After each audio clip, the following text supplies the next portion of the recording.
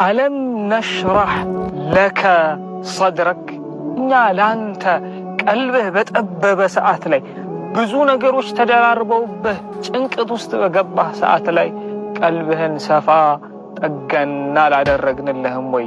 ወወضዕና ዐንከ ዊዝረክ ሸክምህን ሳላቀለልልህም አለዚ አንቀደ ظهረክ ይሄ ትከሻህን ሰውነትህን ጎብጠህበት የነበረውን ላይ ላይ ተደራርቦ አስጨንቆ የነበረውን ሸክምስ አላቀለልልህም ወይ? ወረፈዕና ለከ ዚክረክ ሙሐመድ የሚለውን ስም ቁረይሾቹ ጋር ከነበረው ጠንቋይ ደጋሚ መተተኛ ገጣሚ ምናምን ከሚሉት ነጥዬ ስምህን ከስሜ ጋር ዓለም ላይ አላናኘሁትም ወይ? ከፍ አላደረኩትም ዚክርህን? ሙሐመድ ሲባል ልቦች አይርዱም አይኖችስ አያነቡም ይላቸዋል አላህ። አሁን ደግሞ የሆነ መደነቃቀፍ ውስጥ ነው ያለኸው።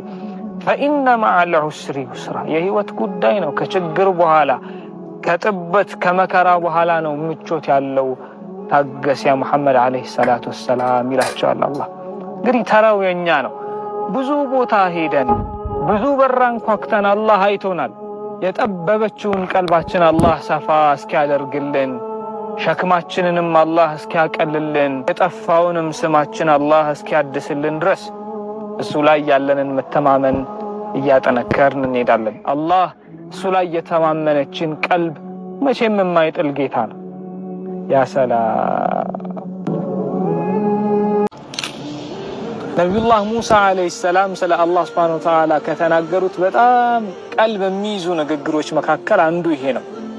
ላ የضሉ ረቢ አሉ፣ ጌታዬ አይሳሳትም አሉ። ወላ የንሳ የሚረሳም ጌታ አይደለም አሉ። በሆኑ ችግሮች ውስጥ ላልፍ እችላለሁ። መከራና ፈተናዎቹ ምናምን እየተደራረበ ሊሆን ይችላል። እንዲህ መሆኑንም አላህ እያየ ነው። ተሳስቶ ግን አይደለም።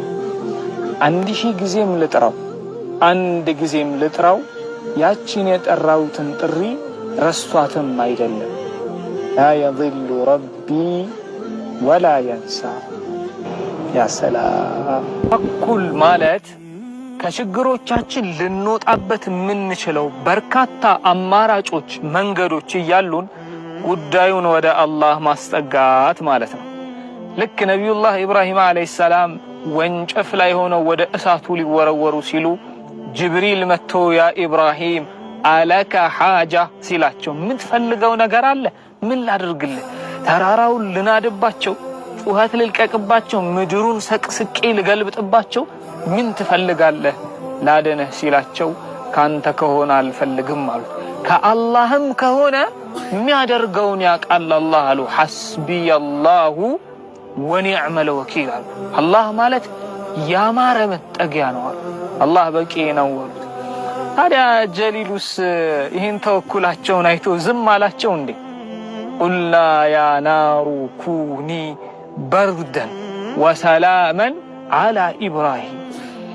ችግሮቻችንን ወደ አላህ ስናስጠጋ አማራጮች እያሉን ወደ አላህ ስናስጠጋ አላህ እሳቱን ወደ ምቾት ይቀይርልናል።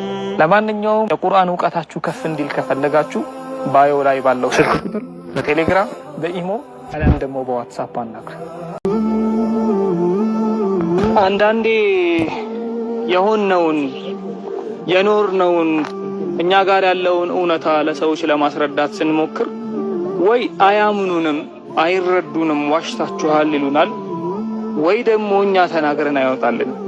እንደዚህ አይነት ስሜቶች አላህ ሱብሓነሁ ወተዓላ ምን ይላል?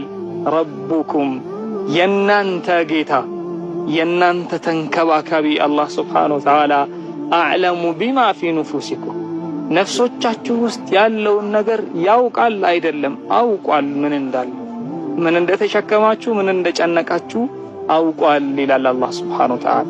ለሌሎች ለማብራራት መድከም አያስፈልግም ነው አላህ